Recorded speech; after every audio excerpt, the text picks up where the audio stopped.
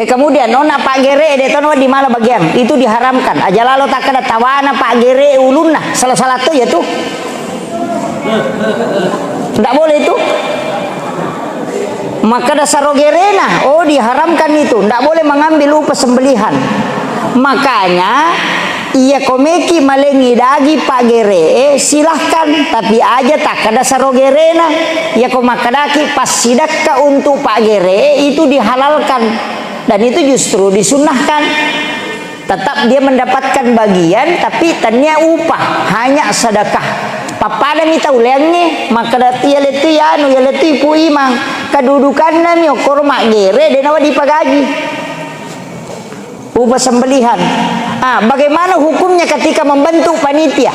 Kabesa ka makoro bentuk gi panitia napa iya roto maka majaka robae angka ipotong iya naro ya lengi pak gere.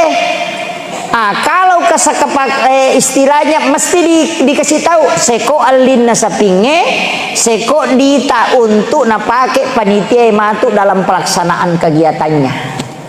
Boleh ajak lalu nak kada tawana pak gere saro gere pak megato tu malengi ulunna salah tu yaitu iya miko gere papa boting aga komedi nanti masalah tapi kalau karoba jangan aja je na ulunna talingi pu imam aja nang kau lu sapi na dia bisa de tu ulunna juku khas na talingi